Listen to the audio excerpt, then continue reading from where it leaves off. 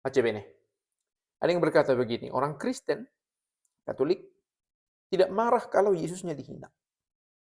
Saya sendiri tidak setuju dengan pernyataan itu. Gitu ya. Sebenarnya ada rasa kesal, rasa marah ada. Tetapi ada satu tembok yang menghalangi seorang Kristen secara frontal menjawab itu. Satu atau dua tembok ya.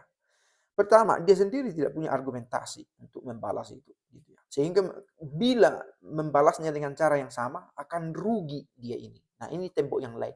Bahwa dia berhadapan dengan satu kelompok besar masyarakat yang tidak terima, benar tidak terima kalau tokoh agamanya diperlakukan dengan cara yang sama. Kalau ada orang bukan Kristen, mendowngrade, merendahkan Yesus, dan itu terjadi. Nah, kalau ini dibalas dengan cara yang sama, akan terjadi keributan. People power, massa yang lebih uh, emosional, gitu ya. Nah, jadi benarkah orang Kristen tidak marah? No. Saya tidak bisa juga menjawab secara general karena siapa Kristen sekarang ini tidak seperti siapa Kristen dalam sejarah gereja dulu, karena dalam arti kekristenan kita ada yang melekat begitu saja atau ada juga yang benar-benar secara radikal menghidupinya, gitu ya. Tingkat spiritualitas dari seorang Kristen itu di tiap orang itu beda-beda, apalagi di masa sekarang. Bahkan itu bukan sesuatu yang baru. Nah, ini yang saya mau bahas. Satu bapak gereja bernama, tokoh dalam bapak gereja begitulah. Tokoh dalam bapak gereja, meskipun dia tidak pada akhirnya keluar dari kekristenan jalur utama, kita katakan jalur utama, tapi pemikirannya itu penting juga dalam membela iman orang Kristen. Namanya Tertullianus, bukan nama yang baru ya. Dia menulis banyak hal tentang membela Allah itu memang hadir dalam rupa manusia dalam diri Kristus Yesus ini, benar-benar manusia. Nah, ini pembelaan yang benar serius dia lakukan sampai ia menulis banyak buku. De Resurrectione Carnis tentang kebangkitan tubuh, De Carne Christi tentang tubuh Kristus, macam-macam.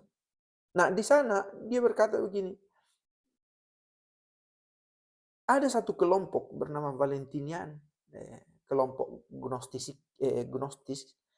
yang tidak mengakui bahwa Allah itu bisa hadir dalam rupa manusia. Nah, kalian itu tidak lebih baik dari orang-orang pagan, orang kafir, kata Tertullian. Karena orang kafir itu, meskipun mereka secara frontal berkata kami tidak percaya pada kebangkitan, pada penderitaan yang dialami oleh Kristus, bahwa dia adalah Allah. Nah, kami tidak percaya itu, tetapi mereka terus berusaha mencari kebenaran. Nah, di sisi lain, kalian Valentinian mengklaim diri kalian sebagai seorang Kristen, tetapi kalian tidak percaya bahwa Yesus itu adalah benar Allah dan tubuhnya adalah benar-benar daging, bukan spiritual semata. Gitu ya. Nah, Tertullian mengkritik baik sesama Kristen karena sama-sama mengklaim diri sebagai Kristen, tetapi di waktu yang sama dia juga menentang orang-orang yang dengan terang-terangan menolak Yesus itu benar-benar manusia. Benar-benar Allah dan benar-benar manusia. Nah, bahkan sejak hampir 2000 tahun yang lalu, Tertullian sudah marah kepada orang-orang yang tidak setuju atau bahkan merendahkan Allah yang menjadi daging ini. Sang putra yang menjadi daging dan tinggal di antara kita. Ada ketidaksetujuan, ada kemarahan, dan ada perlawanan. Dan Tertullian melakukannya dengan tulisan-tulisan. Karena dia seorang akademisi juga, seorang studioso, seorang yang belajar. Nah, kalau kita dikatakan sekarang ini tidak marah, saya pikir itu tidak benar dan tidak baik juga memang.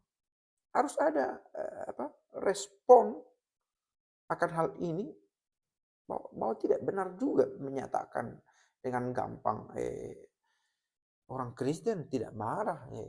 membiarkan saja, mengampuni. Mengampuni dengan membiarkan kesalahan terjadi itu adalah dua hal yang berbeda. Situasi kita lebih complicated. Selain akar kekristenan kita jangan-jangan belum begitu kuat, karena pengalaman kita akan Kristen itu belum cukup kaya begitulah. Kekristenan belum benar-benar menjadi kultur kita.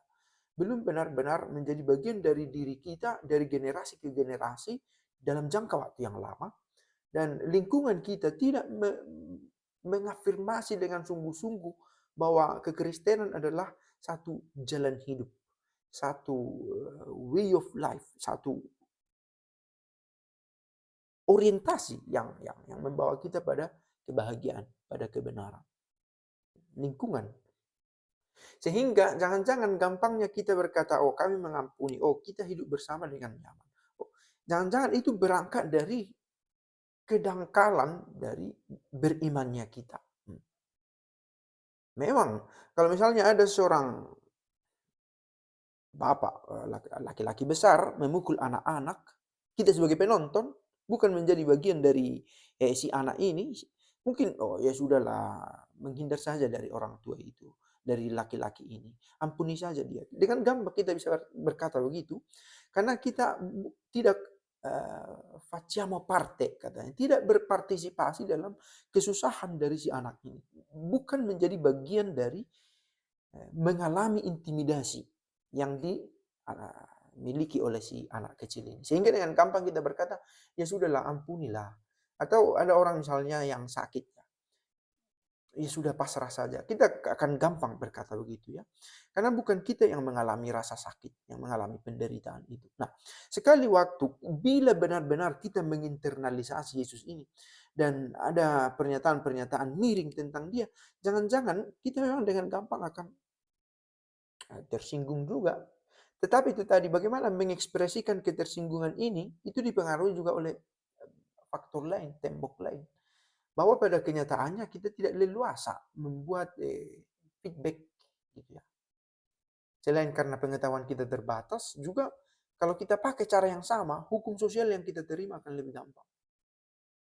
Menangkap nih, maksudnya kalau ada orang membuat pernyataan-pernyataan mengolok terhadap Yesus, nah hendak kita balas dengan cara yang sama, dan memang ini tidak dianjurkan, resikonya akan jauh lebih besar. Sekali lagi karena people power, karena kontrol sosial yang lebih ketat, gitu ya. Nah, penghormatan kepada Yesus dilakukan secara personal, oke. Tetapi saya pikir apa yang ditunjukkan oleh Tertullian dengan menulis buku, dengan membagikan pemikiran, membuat perlawanan intelektual, saya pikir itu adalah opsi, sebuah jalan yang juga bisa kita capai, gitu ya. Sekali lagi, perlawanan semacam ini tidak bertentangan dengan sikap mengampuni. Sikap mengampuni tidak mengabaikan kebenaran.